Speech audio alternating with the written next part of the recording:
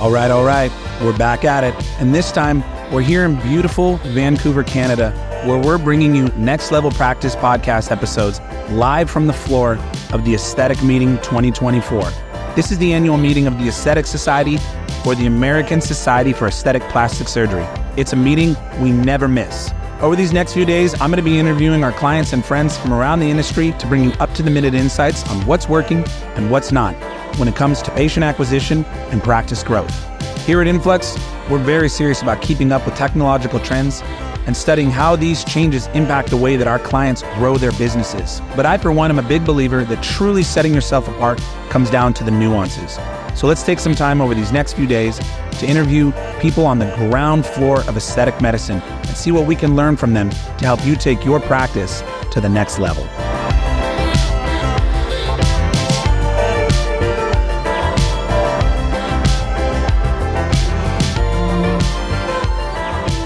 Okay, I'm back, and I'm joined today by our client, Dr. Grady Core, who is based in Birmingham, Alabama. Dr. Core, thank you so much for joining us on the podcast. Thank you for having me. Yeah, I'm honored to have you here. The meeting is a wonderful chance to get to meet with our great clients and then to kind of sit down and learn a little bit, which is what the podcast is all about. And I really want to pick your brain on a few things. Sure. First, I'd love to ask you how you're enjoying the meeting so far. It's great. I think this is one of the best we've ever had. Of course, Vancouver's beautiful, so it's wonderful to come to a city like this. I think the content's great. I think the people that put it together, program directors and everything, it's really interesting. I always learn more here than I do anywhere. Yeah, I hear that feedback consistently from our clients. It's a meeting that we have always wanted to support and be a part of, and we intend to continue doing so. Yep. Plus, we have a much more of an international representation now, so it's good because it used to, 10 or 15 years ago, it was pretty much what was going on here in the United States, but with some international participation. But now there's so much, we really get to see what's going on literally all over the world. That's great. It only enriches the talks and absolutely, and the various educational tracks, I'm sure, right, to get all those points of view. Yeah, absolutely. And in fact, now we have a big push this year for a lot of people around the world can now be members of the society, including some people who are ancillary people that work with practices. So we're having all types of new membership categories open up. That's exciting. I guess that also sort of explains why we're here, as you mentioned, in beautiful Vancouver, British Columbia. Sure. People from all over the world can be not just part of ISAPS, but the Aesthetic Society, right? Oh, sure, that's correct, yeah. Yeah. Well, I do feel fortunate that we got to come and visit Vancouver. It is gorgeous here. It's beautiful, yes. Yeah, and I guess you have a lot to do with this. You mentioned the society and these new memberships and so forth, and you are on the board of the Aesthetic Society. Is that correct? Yes, I'm on the board. I'm one of the more senior people on the board.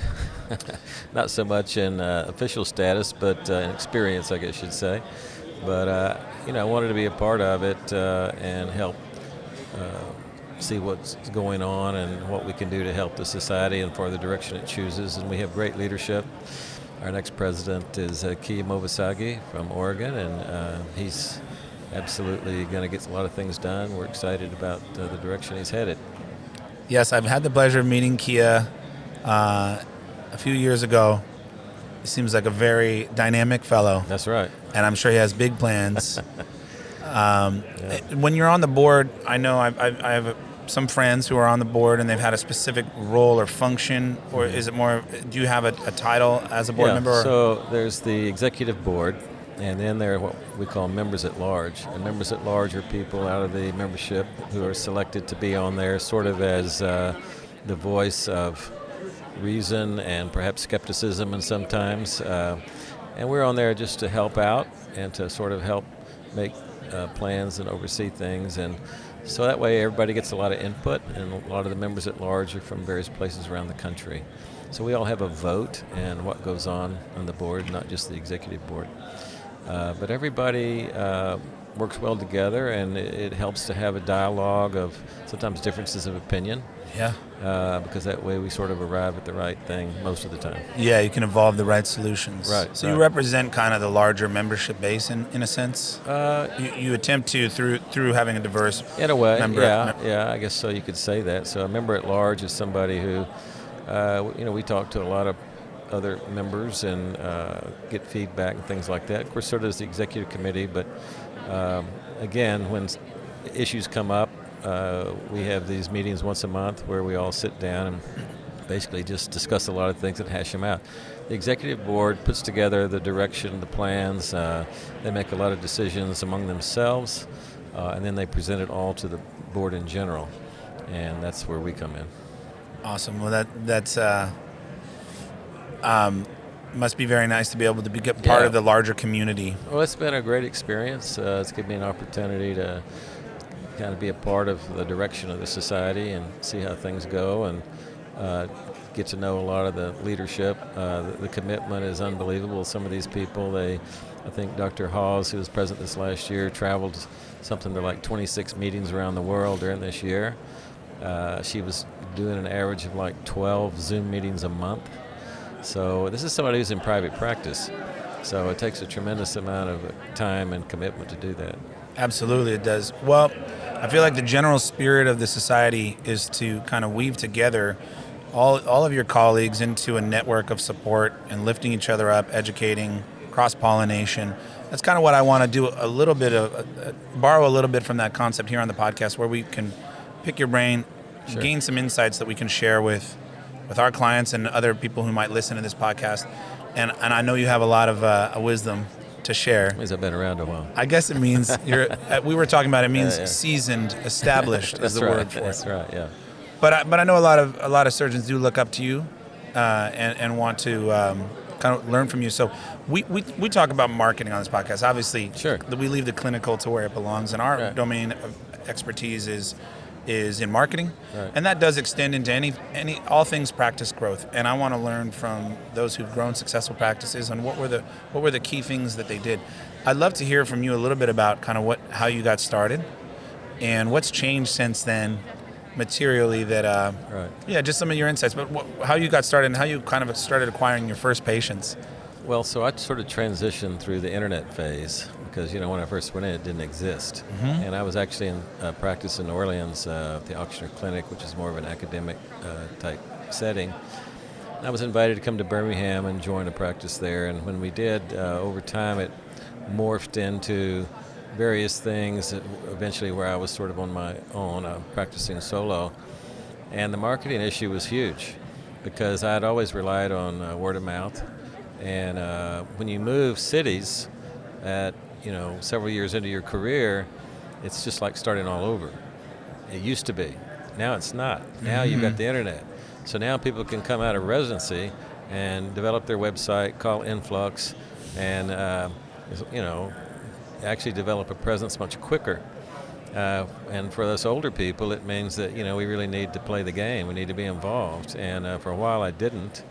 I thought, well, I'll just rely on the fact that I've got a practice here.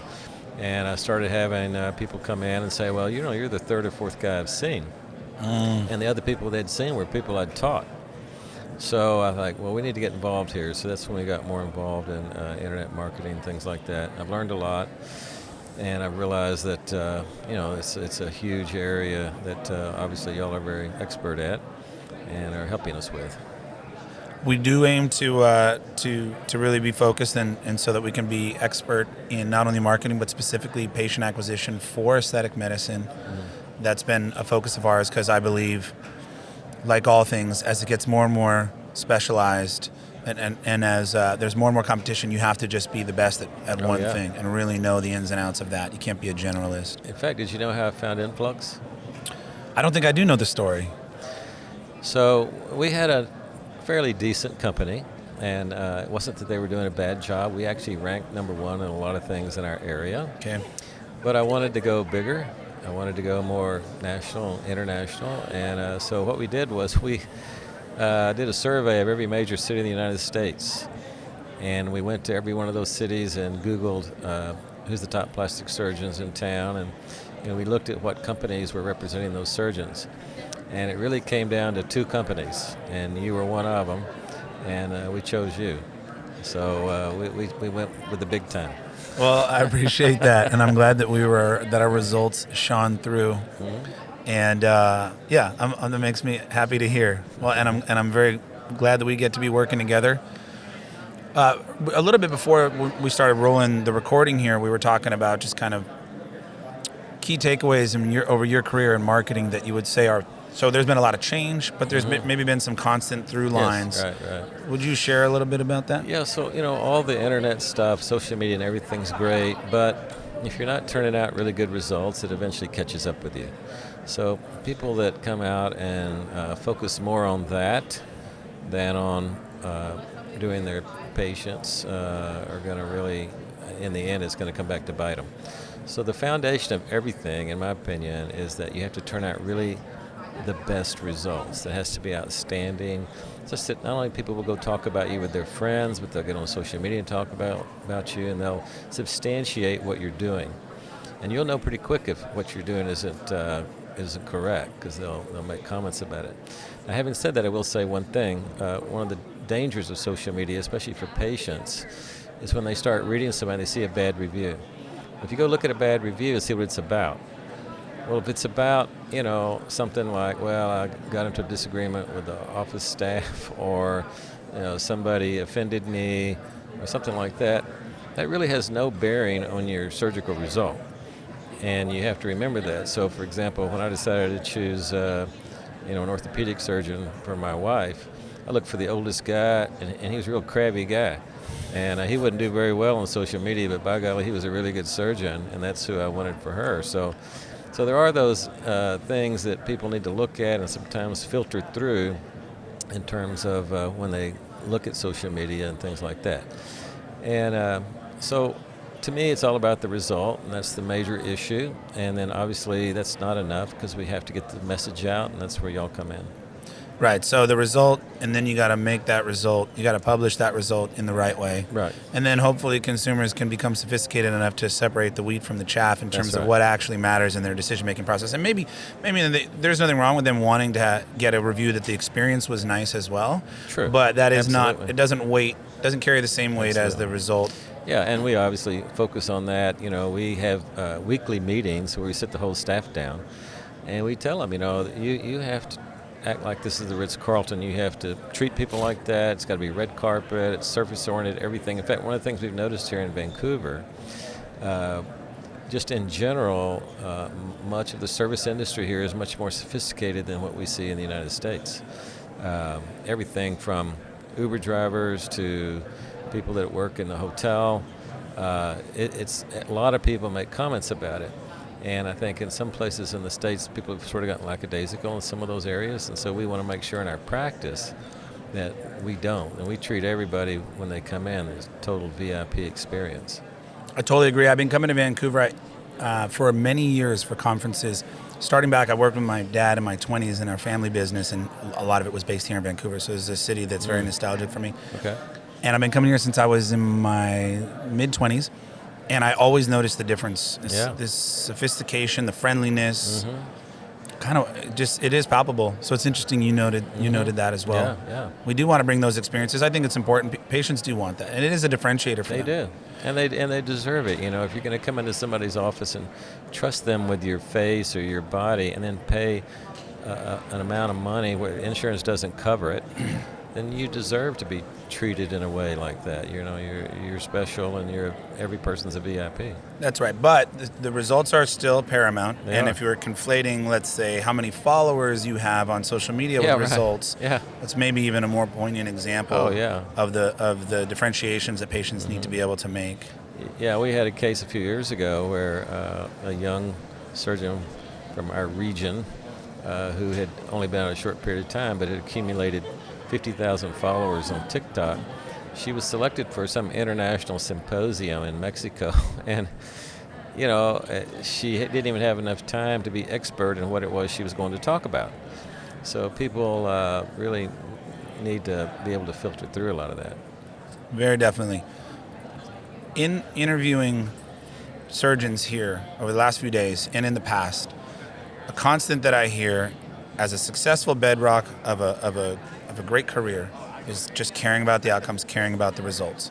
So, and I think it is actually a marketing strategy. People don't realize it, but it is a marketing strategy. It's something we talk about at Influx. Let's just do great work. Right. You do need to make the work. You do need to publicize it, but you need to start with great work. But let's talk about a different angle of that. What is it that leads?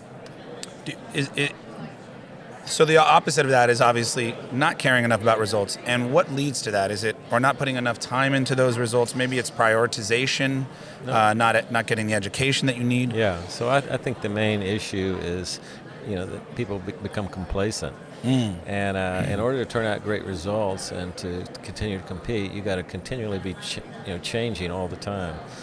I go to multiple meetings a year. I try to interact with the brightest people in the world, and we're always instituting the latest, newest things. So by staying on the cutting edge, you can continue to push your result and make it better. But I see people who they learned to do a facelift 15 years ago, and they get an okay result, and they're safe, but they're doing things like putting incisions in front of the hairline. That's old school, So you got to keep up. You got to push things. And in fact, you yourself should be an innovator and somebody that's trying to continuously advance the science of what we're doing. Makes sense. So there's a sort of hunger and determination and dedication that is required to do that. Yeah, you got to love it. And some people, unfortunately, see it as a job. They don't really love it. To me, it's a privilege. It's so wonderful to be able to work with people and see their lives elevated. They feel so much better. I have had people tell me, their surgery changed their life. And that's just so rewarding. That's why most people who go into medicine, if they do it for the right reason, that's really what they're looking for. It's really not, finances. It's more the reward of helping people's lives improve. I agree with you. I've seen that to be true. Do you feel like a person can put in all the time that is necessary to do the social media thing these days and put in all the time that's necessary to stay educated and get great results and take care of their patients? Or is there trade-offs that have to be made? And take care of their family. Well, that too. So, no, I think some people are able to do that, but what I see is it takes so much time to do that. Something's got to give.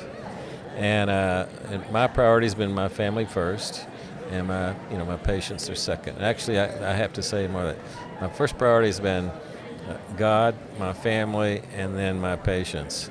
And then after that, other things, social media, writing papers, things like that. And so it just gets to a point where you really just have to hire people like you to come in and handle all this other stuff. Because also, like I said, I started before the internet even developed, and I've learned a lot. But I've got a son that's a computer scientist, and it's just amazing what y'all can do and what he can do. And so I'm just going to hire people to do that. Yeah, well, delegation is important, and but it takes finding the right people. It takes finding the right team members in your own practice that you can really delegate and trust. Yeah. Okay, so we talked about a number of things that have changed over the years that you've been in practice. How about just in these last few years? Are you seeing any trends or changes with patients in your area? Oh yeah. So frankly, we've seen problems with social media, and while social media has a lot of benefits, it's got a lot of negative things too. One of the major changes we see is young people coming in. They have a distorted self-image because of things that are happening on social media. They'll come in and say, I need this or I need that, and they just don't. And like, for example, I had one girl come in, and she said she needed a brow lift. And I happened to know this young lady, and I happened to know the family, and I knew that there were issues there. She was absolutely beautiful girl. She also, interestingly, resembled very closely Paulina Porizkova, who was a famous model back in the 90s and was the cover of Sports Illustrated. And so the best way I knew to get across to her that she did not need surgery was we just hit the internet, and I pulled up Paulina Porizkova. I said, so what do you think about her? Don't you think she kind of looks like you? She goes, yeah, she does. She looks a lot like me. I said, do you think she needs a brow lift? Oh, no, she's beautiful. I said, yeah, and she looks like you. Do you know who that is? No. I said, that's the most famous model in the world from the early 1990s. And she went out, feeling a whole lot better, and she never had surgery. But I can tell you, a lot of people like that will go into an office and they'll operate on them anyway. And it's not just facial issues, it's all sorts of issues, genital issues, gender issues. And so we see a lot of young people being negatively influenced with social media, and I think it's up to people like us to help get the word out that not just one-on-one and a patient thing like that, a patient meeting, but we need to get the word out, what is really necessary aesthetically and what's not, and try to keep people from seeking surgery unnecessarily. So that's one of the big changes I've seen in the recent years. At what point do you feel like, in a case like the brow lift, at what point do you feel like, one could take the view that the patient should decide whatever they want to do, but also you may know that they have an unrealistic idea of how that's going to come out, and they're actually going to be quite unhappy with it. So where do we see that all the time, and the Kardashians drove a lot of stuff, and some of it was completely unnecessary, and I refuse to do a lot of those things, create people with huge buttocks and things like that, and lips, we see the same problem there. And I just, when people come in like that, I just say, look, you don't want to look bizarre. And just because you're following a trend and you want to look like this person in that photograph, they may not really look like that. That's a photograph. And so I have a lot of these discussions with patients. I say no a lot. And if they continue to push it and they want to go to somebody else, that's fine. Because I'm not going to do a procedure that's going to make people look unusual, because it's a reflection on me too. And in fact, sometimes I'll have these patients come see me, and my nurse, when the bot show first came out, she called me and she said, "Did you see that TV show?" I'm like, "Yeah, I did." She goes, "They're seeing the same kind of stuff we're seeing." I'm like, "Yeah, I see it too." And so we just have people come to us that have been botched or have these real unusual looks or whatever, and we try to treat them very compassionately, but at the same time, we're careful about how we schedule them, because if they're in our waiting area and this person looks very unusual, they're going to think I did it. Oh, that's So I don't want a person that I've done being seen in public, because they're basically like my billboard, and I don't, so I just say no to that kind of stuff, and I think you have to be careful with that. Absolutely. So you mentioned that you've been in Birmingham since about 96, is that 96, right? And a few years before that in New Orleans. Right. So, for me, I feel like I've been in the game of plastic surgery marketing for a minute, but I certainly don't have the experience you have. I've been doing it for about 12 years. Yeah. And, my perception of it prior to getting involved in plastic surgery marketing, even back 12 years ago, was that it was a little bit more for people in entertainment, for the rich and the famous. There was more acceptance, but certainly not to the degree now. Right. One of the things that I love is seeing a lot of people who are just normal, everyday people, especially as you get kind of into middle America, right? A place where it maybe would have been thought of quite differently just a few years back, a decade ago, who are just, finding themselves in little tweaks and increasing their confidence. So how has that changed where you're practicing over the last decade? Well, so I'm in Birmingham, Alabama, okay? And so I've always sort of joked around with my friends who practice in Hollywood, said, you think your patients are difficult, you ought to try meeting the Southern Belle who wants to look, like she's ready for the red carpet, but wants nobody to know, wants no evidence of it or anything like that. It's just a more challenging situation. But, when my wife designed our office, my wife's actually a real certified interior designer who does commercial healthcare. And when she designed our office, she put all over the walls photographs from a photographer in Beaumont, Texas, of just average, normal, everyday people doing all sorts of different things. And all these people are from Beaumont, Texas. And they all, had their photographs made. And all different walks of life, where it's a bride or a soccer player, or there's a guy on the wall there, I think he runs some type of just retail hardware store.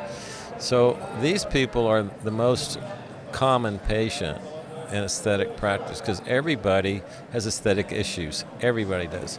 I always said you could put Raquel Welch at her peak in front of a mirror and she'd find something wrong. And so it's our job when people come to help them with it. And like I say, these are most of our patients. Occasionally we'll have the celebrity come through, but in Birmingham it's not that common. We have people who are, big-time business people and all that kind of stuff, but most of the time it's teachers and people like that.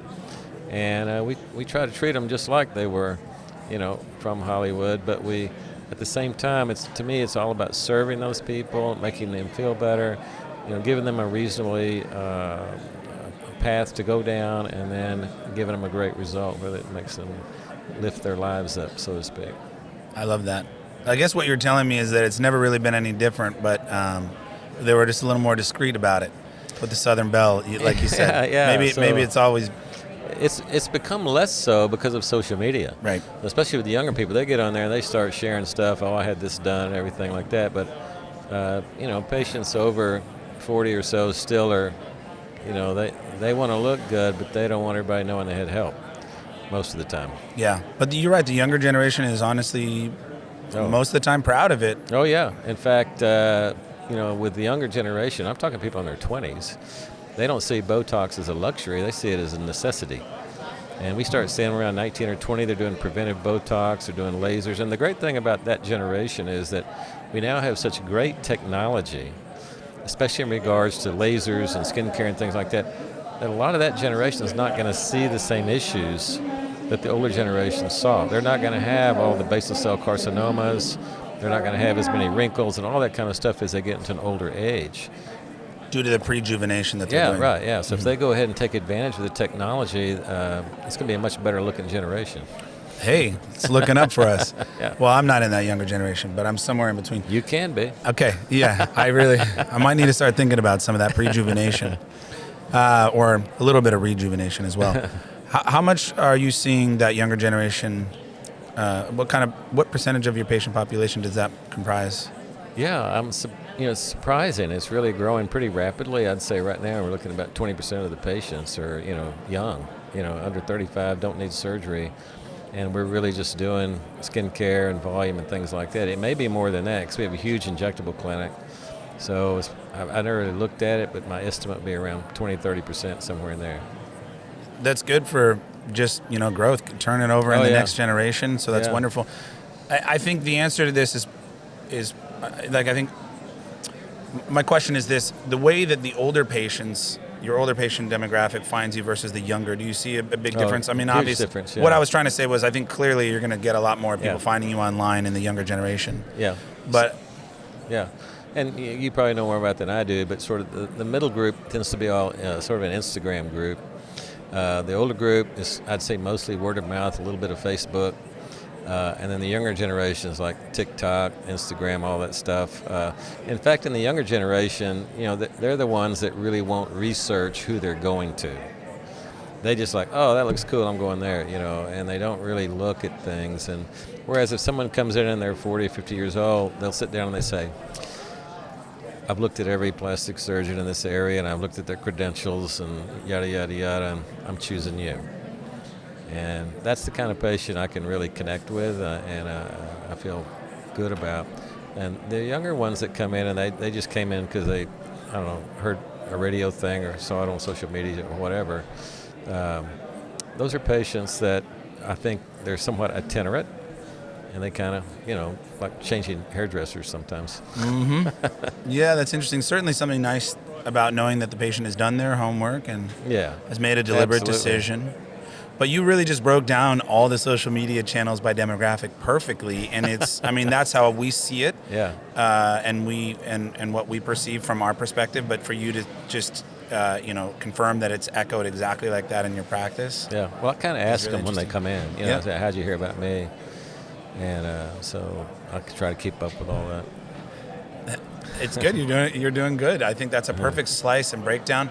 How much of at this point in your career do patients come to you just from kind of your community life and knowing you in your neighborhood? And so it's surprising. It kind of splits into two.